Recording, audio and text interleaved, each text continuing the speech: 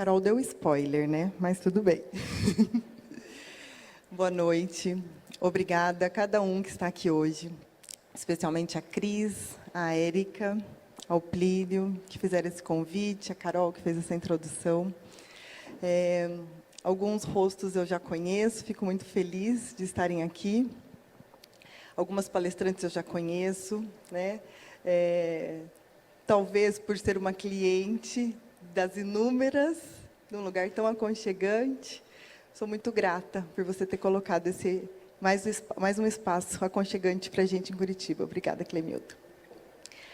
Bem, eu vou tentar aqui desconstruir a expectativa de vocês diante dessa expressão, tinha que ser mulher. Diante dessa expressão, a gente já fica na expectativa de que vem algo ruim, pejorativo. E eu vou mostrar que não, né? Eu acho, Gisele, que eu estou nesse caminho do esperançoso, porque o ambiente universitário me permite explorar conhecimento, testar as minhas multipotencialidades. E essa história também é um pouquinho disso. Eu sou docente na UTF-PR aqui de Curitiba, do Departamento Acadêmico de Informática. Já coordenei o programa Meninas Digitais da Sociedade Brasileira de Computação, que tem o objetivo de levar, principalmente para estudantes do ensino médio, o que é computação e mostrar que essa área pode também ser uma opção profissional para essas meninas. Mas a gente descobriu que precisava falar disso cada vez mais cedo, no ensino fundamental, e já nos provocaram para falar sobre isso no ensino infantil. E talvez com todas essas provocações, né, a sementinha aqui dentro foi brotando, brotando, crescendo, né, e germinou. E, Carol, quando eu vi que o tema era de mulheres empreendedoras, eu fiquei me perguntando, o que vão achar de uma docente universitária falando aqui sobre empreendedorismo? Mas eu recebi a sementinha na minha graduação, na Universidade Estadual de Maringá, e eu tive aula de empreendedorismo, e eu fui monitora da incubadora, trabalhei na incubadora depois na Unicentro, em Guarapuava, e descobri, não sei se o termo ainda é adequado, mas que eu sou uma empreendedora intrínseca, né, de me reinventar e de buscando meus múltiplos talentos. Hoje estou aprendendo palavras novas, né, para usar na minha fala. Dentro dessas ações do Meninas Digitais, hoje nós somos mais de 70 projetos espalhados pelo Brasil, principalmente em universidades públicas, todos com trabalho voluntário. Um desses projetos é o projeto Emílias, Armação em Bits, da UTF-PR, que tem essas ações de levar a computação para estudantes do ensino médio. Bem, mas eu vou contar aqui a história do primeiro programa de computador. Eu não sei se todo mundo percebeu, se alguém fez uma busca no Google hoje, mas o Google, quando a gente vai fazer uma busca, ele conta qual é o dia que a gente está comemorando. Hoje a gente está comemorando 30 anos de internet. Mas o primeiro programa de computador ele foi escrito há 176 anos. 100 anos antes dos computadores existirem. Eu vou contar como que isso aconteceu. Há muitas formas de se contar uma história. Essa que eu vou contar é uma delas. É a versão que eu escolhi a partir das leituras e das vivências que eu fiz. Aqui está um trecho do primeiro programa de computador. É a nota G. Ele tem 10 páginas. E ele foi assinado por uma pessoa chamada AAL. Ele faz parte de um texto chamado Analytical Engine, criada por Charles Babbage. Charles Babbage tinha um projeto como empreendedor, e estava buscando patrocinadores. Então, ele saiu da Inglaterra e foi para Turim, na Itália, fazer uma palestra para apresentar o seu projeto.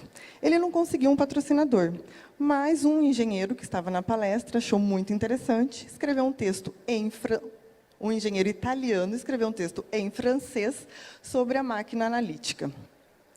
E Babbage disse, bom, eu preciso compartilhar esse texto para mais pessoas, preciso que alguém faça a tradução deste texto. E ele conhecia uma pessoa, a AL, que sabia, era uma inglesa, né, essa pessoa, e tinha na sua formação, na sua educação, tido contato com o francês, também era fluente em francês. Então, você poderia fazer essa tradução para mim, do inglês para o francês, do francês para o inglês? E essa pessoa fez a tradução. A tradução é 4 vezes maior do que o texto original, porque essa pessoa recheou com exemplos o que essa máquina analítica poderia fazer.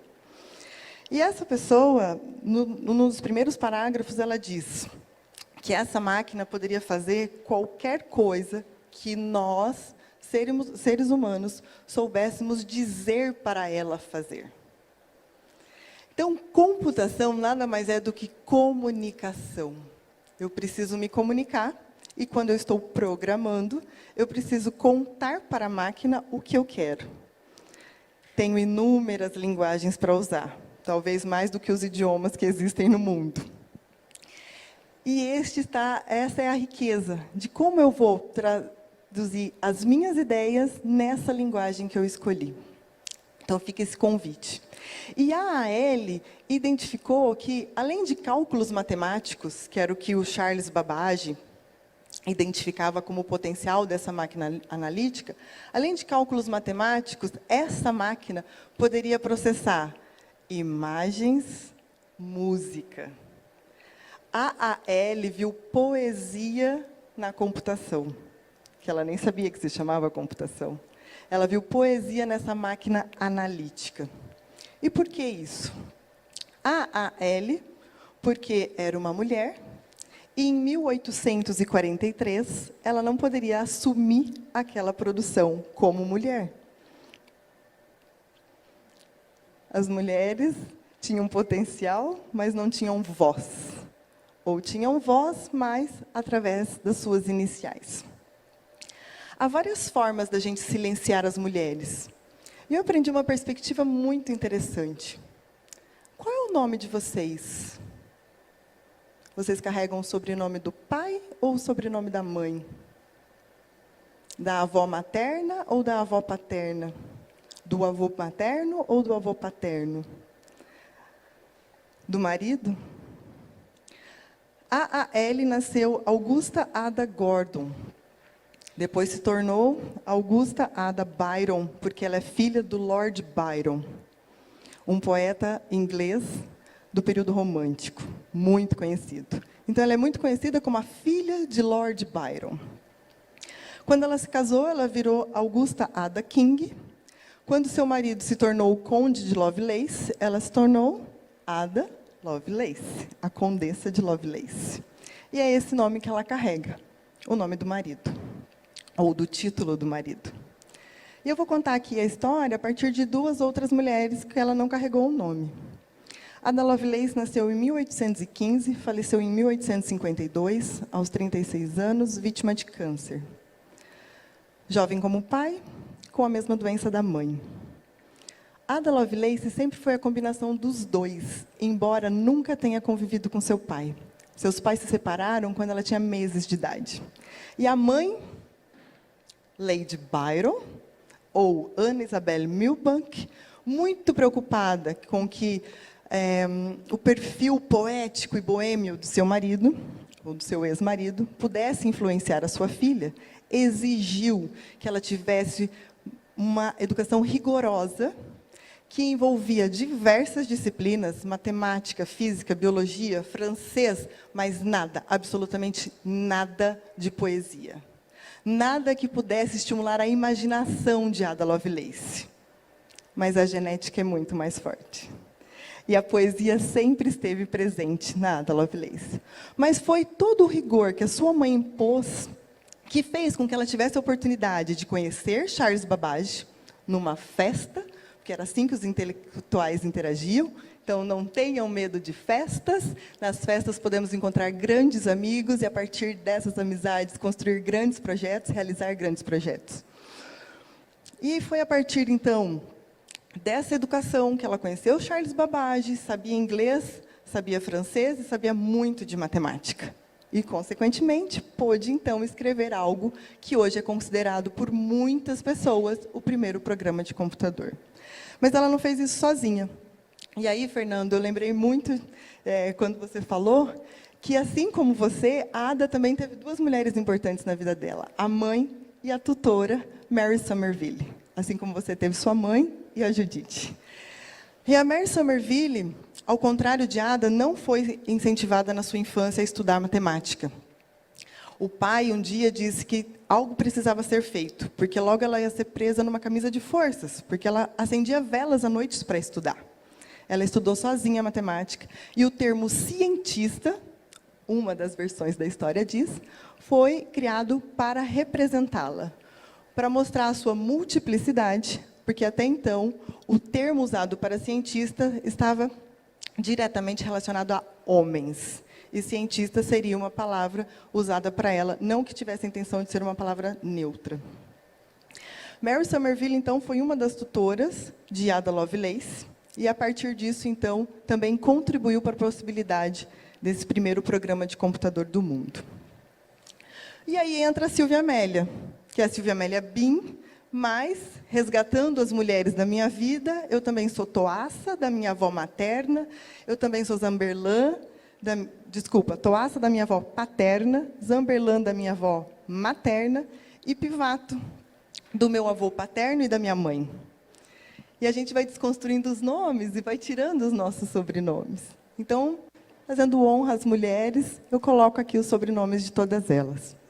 E, como eu já disse, eu sou uma professora de computação, tenho essa experiência no programa Meninas Digitais, e conheci a história de Ada Lovelace, fui me apaixonando por ela cada vez mais, por toda a contribuição que ela tem, por toda a contribuição de família que ela traz, por toda a contribuição de disciplina no estudo que ela traz, e, principalmente, por mostrar que computação começou com mulheres, né, com uma grande contribuição, e se faz hoje com muitas mulheres que estão plenamente satisfeitas em suas carreiras.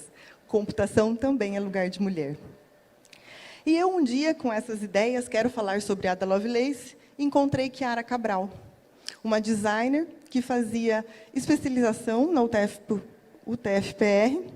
em narrativas visuais. E a Chiara topou fazer essas ilustrações que vocês viram aqui. Ilustrar a história de Ada Lovelace. Mas isso só foi possível, e a gente se inspirou em outras formas de contar a história. Essas são as publicações que a gente tem até hoje, contando a história de Ada Lovelace para o formato infantil, todas elas em língua inglesa, e o livro que a gente criou, e aí o processo empreendedor, é o primeiro livro em português totalmente dedicado a contar a história da Ada Lovelace. Mas isso só foi possível por quê? Porque o Charles Babbage fez um projeto e convidou uma mulher para fazer a tradução daquele texto que descrevia toda essa história. E esse livro, A Vida de Ada Lovelace, só aconteceu porque o professor Marconi desapegou do conteúdo e abriu as portas da sua sala para que eu pudesse apresentar uma proposta de ideia de um trabalho, uma monografia de especialização. E a Chiara topou. Então, eu sou muito grata. E por que eu coloco agradecimento a esses dois homens? Só para lembrar que equidade de gênero é uma responsabilidade de todos. O desafio, o objetivo 5 das ODS é a igualdade de gênero. Alcançar a igualdade de gênero e empoderar todas as mulheres. Mas a gente não vai fazer isso sozinha. Então, a ONU Mulheres já fez um convite há muitos anos, ou alguns anos, do He for She, eles por elas. Essa é uma missão de todos nós. Então, agradeço a sementinha que vocês deixaram, né, que eu colocasse na mão de homens e mulheres aqui hoje, para que a gente possa levar mais essa história. E aí eu pergunto, de que forma vocês poderiam apoiar? Essa iniciativa, ela está dormindo, mas eu espero que ela desperte, para que esse livro possa chegar às mãos do maior número de meninas e mostrar para essas meninas que a computação também é uma opção, que computação também é lugar de mulher. Muito obrigada.